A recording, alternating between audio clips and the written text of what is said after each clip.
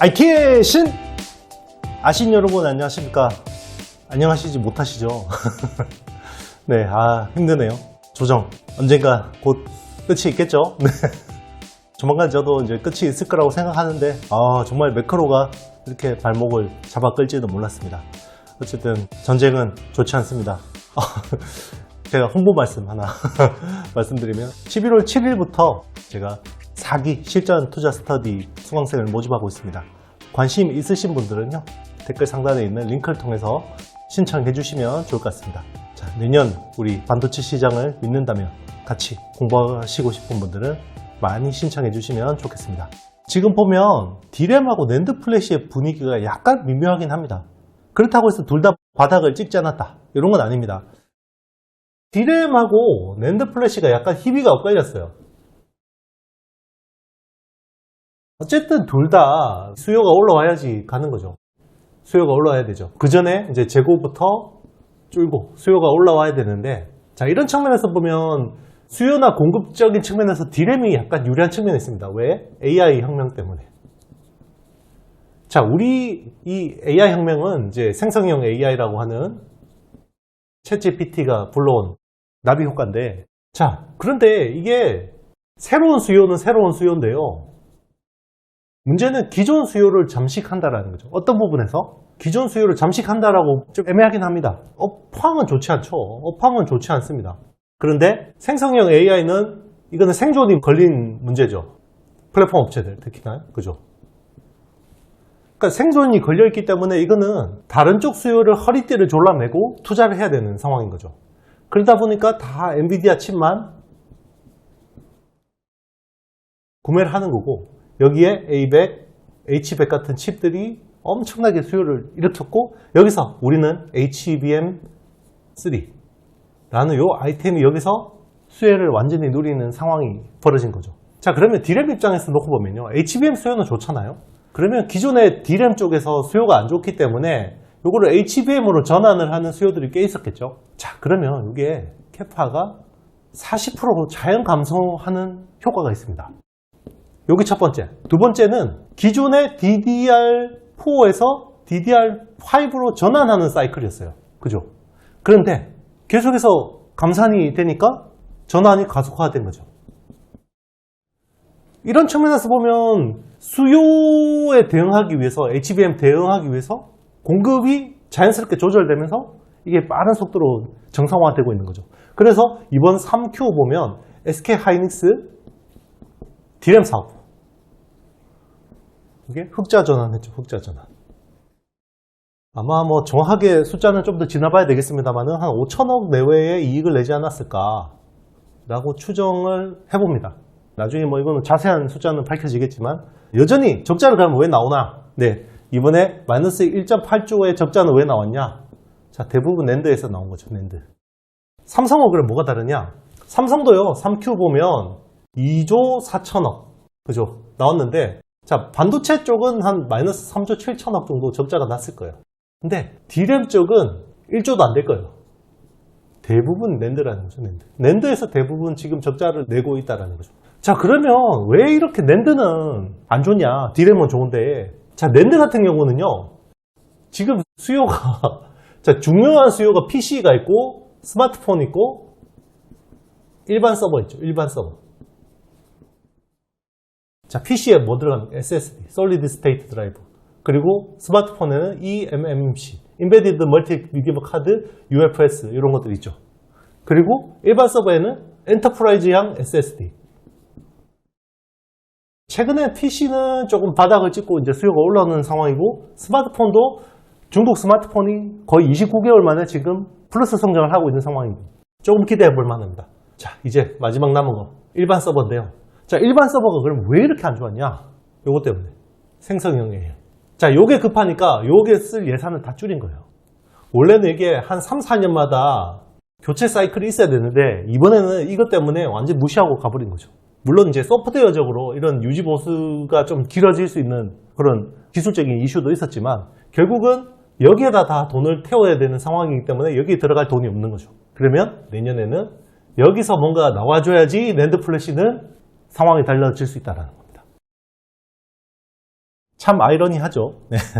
디램하고 낸드가 생성형 AI라는 충격을 똑같이 맞았지만 그걸 담을 수 있는 그릇은 완전히 달랐다라는 거고요. 자, 이번에 좀 또 특이했던 부분이 있죠. 마이크로소프트하고 알파벳, 구글이죠. 자, 이번에 왜 이렇게 주가 희비가 엇갈렸을까? 왜? 결국 클라우드 쪽에서 AI에서 완전히 엇갈렸습니다. MS는 너무 좋았고 구글은 완전히 죽었죠. 이번에. 그것 때문에 주가가 완전히 다르게 반응했는데요. MS를 보면요, 이번에 EQ라고 되어 있습니다. 우리는 3Q지만 EQ 실적 보면 영업이익률이 무려 48% 가까이 나왔습니다. 영업이익률이 48% 가까이 나왔고, 자, 매출 같은 경우는 전년 동기 대비해서 13% 성장했어요. 13%. 이 두 자릿수 성장한 게 지금 얼마만인지 모르겠습니다. 여기서 뭘 역할을 했냐? 결국은 AI. 지금 AI 가장 심혈을 기울이는 빅테크 중에 하나가 마이크로소프트죠. 네, 오픈 AI 투자도 했고, 그죠? 여기서 희비가 엇갈렸다라고 보실 수가 있겠습니다. 그러면 앞으로 이 AI에 대한 관심은 더 붐업이 될 수밖에 없는 거죠. 붐업이 될 수밖에 없다. 자, 그러면 지금 AI 혁명에 가장 큰 수혜를 보는 것은 당연히 엔비디아인 거고요. 엔비디아의 수혜를 보는 회사, 네, SK 하이닉스. 한번 분석해 보도록 하겠습니다. 자, 3분기 실적은요, 3Q는 매출 9조 원, 영업이익 마이너스 1.8조 원. 와, 마이너스 1.8조 원이 잘 나왔다라는 게 이해가 안 가시긴 하죠. 그런데 정말 적자 폭이 엄청나게 줄었어요. 엄청나게 줄었거든요. 그래서 계속 줄고 있는 상황이기 때문에 그렇게 보는 거고, 참고로 1Q 적자는요, 1Q가 마이너스 3조 4천억, 2Q가 지금 마이너스 2.88조 원. 자, 상반기만 해도 6조 2천억 적자를 봤거든요. 자, 그럼 이번에 1.8조 나왔으니까 마이너스 8조예요, 지금 누적 적자가. 그런데 4Q에는 크게 적자 폭이 줄 거다. 얼마나? 마이너스 5천억 정도. 마이너스 5천억 거리가 많아 보이니까 마이너스 0.5조. 그래서 올해 토탈로 한 마이너스 8.5조 정도의 적자로 마무리하지 않을까라고 보고 있는 거죠. 여전히 3Q 낸드는 결국 인텔의 솔리다임까지 인수했죠. 네, 솔리다임까지 한 게 마이너스 한 2조 이상은 될 겁니다. 네, 2조 이상은 될 거라고 지금 추정이 되고 있는 거죠. 그러면 이제 3분기만 놓고 보면요, 디램은 한 6조 원 초반 될 것 같고요. 영업이익은 한 5천억 정도의 이익을 냈을 거다라고 보고 있습니다. 낸드가 매출은 한 3조 초반, 적자는 마이너스 2조 이상. 그래서 요거 하면 대충 1.8조가 나왔겠죠. 요거는 뭐 이번에는 디테일하게 다 뜯어서 뭐 공개를 한 건 아니기 때문에 이렇게 추정을 하고 있습니다. 자, 그러면 4분기는 얼마나 나올까? 네, 4분기는요, 중요한 게 매출이 한 10조 정도 나올 것 같고요. 영업 적자는 한 마이너스 5조에서 한 마이너스 5천억에서 6천억 정도의 적자가 나오지 않을까? 이 정도로 보고 있습니다. 요것만 해도 어쨌든 적자폭이 빠른 속도로 줄고 있기 때문에 턴어라운드에 대한 기대감은 선반영되고 있는 거고, 중요한 거는 디램에서 지금 HBM 쪽이 빠른 속도로 올라가고 있다는 게 중요한 거죠. 지금은 매출 비중의 15% 정도, 20%를 향해서 가고 있는 상황입니다. 중요한 거는 내년 24년 HBM 시장이 얼마나 될까, 요거일 것 같아요. 일단 23년은 한 39억 달러 정도 될 것 같습니다. 39억 달러 정도 되고, 당초 계획은 한 내년에 한 89억 달러 정도로 보고 있었거든요. 근데 지금 무려 지금 172% 증가한 지금 118억 달러 정도로 지금 상향 조정되고 있습니다. 자, 그럼 왜 이렇게 갑자기 상향 조정됐냐? 결국 엔비디아 및 ASIC 주문형 AI 반도체 때문이죠. AI 반도체 트렌드 때문인데요.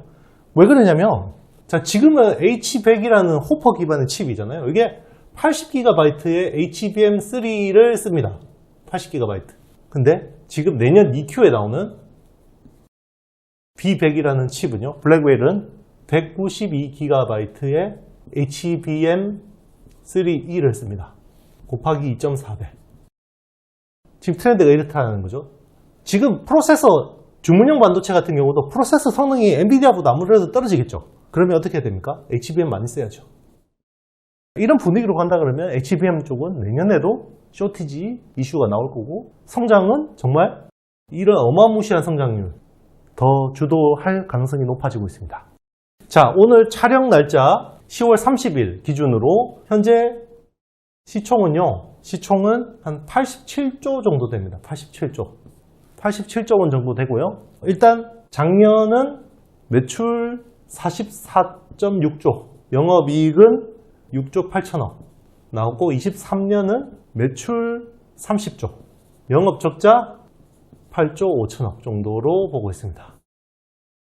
지금 PBR 밴드, 딱 PBR이 1배 수준이 한 74조가 되면 딱 PBR 1배거든요. 그래서 보통 삼성전자도 그렇고 하이닉스도 그렇고 한 1배에서 2배 사이에서 밴드에서 많이 주가가 움직이는데, 지금 굉장히 주가 밴드가 낮은 편은 아니죠. 요거는 이제 결국 HBM에 대한 멀티플을 주고 있다, 이렇게 볼 수 있겠습니다. 네, 제가 준비한 영상은 여기까지고요. 나가기 전에 좋아요, 구독, 알림, 댓글 많이 좀 부탁드리겠습니다. 요즘 조정장이라 각박하지만 많이 좀 부탁드릴게요. 저는 다음 영상에서 찾아뵙도록 하겠습니다. 여러분 안녕.